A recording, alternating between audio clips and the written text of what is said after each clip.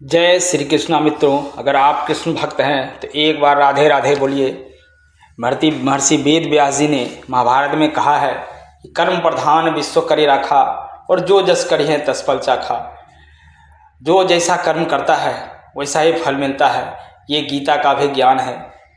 और ऐसे ही ज्ञान के ऊपर आधारित आज एक महाभारत की एक भागवत गीता है। और जो हमारे दर्शकों को मालूम है, एक और भागवत भगवान श्री कृष्ण ने ज्ञान दिए थे उद्धव को।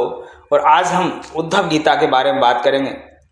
साथियों, अगर आप हमारे चैनल पर नए हैं तो प्लीज़ चैनल को सब्सक्राइब कर लीजिए, बगल में लगे बेल आइकन को भी प्रेस कर दीजिए, ताकि जो भी इस तरह के कहानी वीडियो आए सबसे पहले नोटिफिकेशन आपके पास जाए। तो आइए साथियों, बिना देर के हुए इस कहानी की शुरुआत करते हैं, इस कथा का आरंभ करते हैं।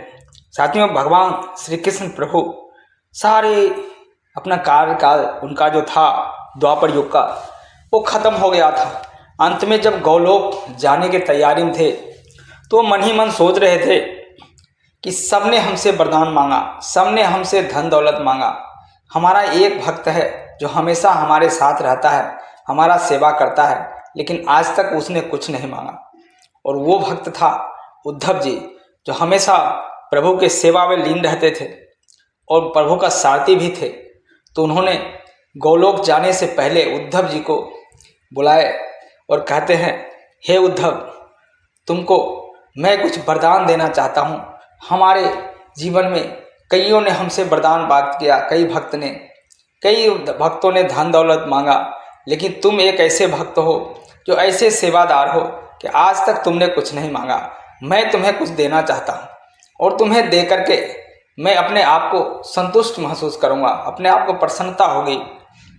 तब उद्धव कहते हैं, प्रभु हमको तो कुछ नहीं चाहिए, हमें कुछ शंकाएं हैं जो महाभारत के युद्ध में हुआ था, कुछ पांडवों की ओर से, कुछ आपकी ओर से। वो शंका के विषय में मैं आपसे कुछ पूछना चाहता हूँ। तब प्रभु श्री कृष्ण कहते हैं, हाँ पूछो उद्धव, लेकिन जो मैं महाभारत के युद्ध में जो कृष्ण को जो ज्ञान की बातें बताई थी वो भागवत गीता थी, लेकिन आज मैं जो तुमको बताऊंगा ये उद्धव गीता के नाम से जाना जाएगा। तब उद्धव कहते हैं, प्रभु आप ये बताइए कि ये सच्चा मित्र कौन है। तब प्रभु श्री कृष्ण कहते हैं, सच्चा मित्र वही है जो बिना बुलाए, बिना आवाज़ दिए संकट के समय में पहुंच के सहायता करे, उसे सच्चा मित्र कहते हैं। तब उद्धव प्रभु को बात को बोलते हुए बोलता है, प्रभु तो आप ये बताइए कि पांडवों ने हमेशा आपको अपना मार्गदर्शक माना, आपके पद चिन्हों पर चला, फिर आपने उसकी सहायता क्यों नहीं की। जब जुआ खेल रहा था पहले, तो जुआ खेलने से आपने उनको क्यों नहीं रोका। ठीक है, जुआ तक उन्होंने सहायता नहीं की। जुआ खेलते वक्त अगर आप चाहते तो वो जीत सकता था, लेकिन आपने ऐसा नहीं किया।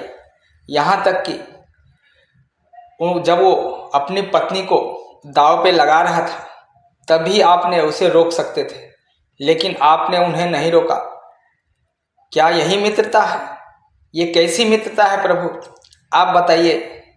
यहाँ तक कि जब अपने भाइयों के कहने पर दुशासन ने द्रौपदी के बालों से पकड़कर घसीटकर बीच राज्यसभा में लाया और कहा, तब दुर्योधन ने ये भी कहा कि तुम द्रौपदी को दांव पे लगा दो, हम तुम्हें जितना भी जीता हुआ है राजपाट सब तुम्हें दे देंगे, छल से बोला। लेकिन तब भी आपने उन्हें नहीं रोका। यहाँ तक कि जब अपने भाई दुर्योधन के कहने पर दुशासन ने द्रौपदी को निर्वस्त्र कर रहा था, निर्वस्त्र करने का प्रयत्न किया, तब भी आपने नहीं रोका। बताइए प्रभु, ये कैसी मित्रता है। तब श्री कृष्ण कहते हैं, उद्धव, सृष्टि का ये नियम है कि हमेशा विवेकवान ही जीतता है, और उस समय दुर्योधन के पास विवेक था, ना कि धर्मराज के पास। उन्होंने दुर्योधन के पास रुपया पैसा धन दौलत तो बहुत था, लेकिन उसको पासे का अनुभव नहीं था, उसको पासे का ज्ञान नहीं था। इसलिए उसने अपने मामा से पासे फेंकवाए। अगर धर्मराज चाहते तो वो मुझसे पासे फेंकवा सकते थे। अगर वो कहते कि नहीं, मेरी ओर से पासा श्री कृष्ण फेंकेंगे, तो बताओ, जब मैं और शकुनी एक साथ खेलता तो परिणाम क्या होता? मेरे पक्ष में आते या शकुनी के पक्ष में जाता? यहाँ तो यहाँ सब पांचों भाइयों ने अपना सब कुछ हारते रहे और अपना भाग्य और दुर्योधन के कोसते रहे। यहाँ तक कि मेरे को एक बार भी उन्होंने याद नहीं किया। उन्होंने अपने विवेक से, अपने प्रार्थना से मुझे बांध दिया था कि हे केशव, जब तक आपको मैं न बोलूं तब तक आप राज्यसभा में ना आए। मैं कैसे आता? किसी ने मैं तो यही सोच रहा था कि कोई मुझे पुकारे और मैं चला आऊं। अब बताओ मैं क्या करता? जब द्रौपदी को दुशासन ने उस 20 राज्यसभा में घसीट करके लाया और जब उनको निर्वस्त्र करने का दुशासन ने प्रयत्न किया, तब जब तक वो झेलती रही, जब उन्होंने द्रौपदी ने कहा कोई नहीं सुना 20 राज्यसभा में, जहाँ बड़े बड़े रथी महारथी पितामह भीष्म, आचार्य द्रोण, कृपाचार्य, स्वयं वहाँ के महाराज धृतराज बैठे थे, कोई नहीं सुना। तब उसने अंत में मुझे बुलाया, अभ्यम कृष्णम, हे कृष्ण मुझे सहायता कीजिए, मुझे सहायता कीजिए।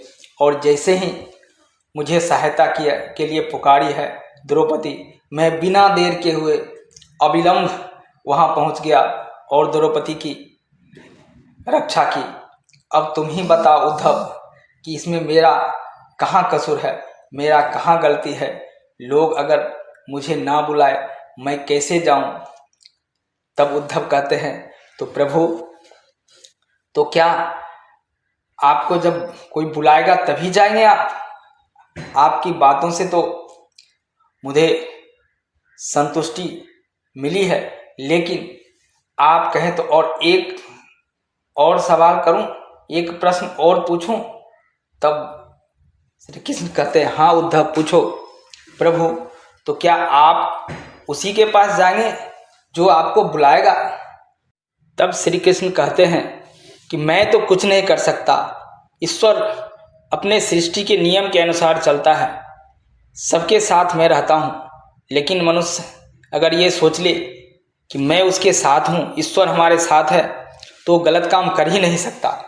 यही किया युधिष्ठिर ने। युधिष्ठिर अगर जुआ खेलने से पहले हमको अगर एक बार बताता तो ऐसा कभी नहीं होता। उन्होंने ये सोचा कि मैं छुप कर जुआ खेलता, और जो लोग छुप कर काम करेगा उसका परिणाम तो गलत होगा ही, और वही किया युधिष्ठिर ने। ये बताओ, मैं तो एक साक्षी हूँ, यहाँ कर्म के हिसाब से सबको फल मिलता है। अब तुम ही बताओ उद्धव, मैं इसमें कहाँ गलत हूँ? इतना सुनने के बाद उद्धव का गला पूरा भर गया था, रुद्र हो गया था और आंखों से आंसू टपक रहा था। तब उद्धव कहने लगा, प्रभु, लोग मंदिर में ना जाने कहाँ कहाँ जाते हैं, लेकिन अगर वो सोच ले कि प्रभु हमारे साथ में है तो कोई गलत काम नहीं करेगा। आपने ऐसी ज्ञान भरी बातें हमको बता दी, मैं अब पूर्ण रूप से संतुष्ट हूँ। लोग या मनुष्य गलती खुद करते हैं, गलती पर गलती खुद करते रहते हैं, और जब उसका फल मिलता है तो वह ईश्वर को कोसते रहते हैं। प्रभु, क्या हम लोग अपने आप को अगर सोच ले प्रभु हमारे साथ में है, श्री कृष्ण हमारे साथ में है, ईश्वर हमारे साथ में है, अगर सोच ले तो आदमी कभी गलती नहीं करेगा। ये बात का तो मुझे ज्ञान ही नहीं था। प्रभु, मैं आपका ये वचन सुनकर धन्य हो गया हूँ, और अब आप मुझे कुछ नहीं चाहिए। ये जो शंकाएं थी मेरी मन में, मेरे मन को खाए जा रहा था कि कई दिनों से मैं भी यही सोच रहा था कि मैं आपसे ये प्रश्न करूं, लेकिन आपने तो मेरी मन की बात मान ली। यह ईश्वर आपको सत सत नमन है। साथियों, ये कहानी कैसी लगी उद्धव जी और श्री कृष्ण की वार्तालाप कमेंट्स करके ज़रूर बताइएगा। मिलते हैं एक नई कहानी के साथ, तब तक बोलिए जय श्री कृष्णा।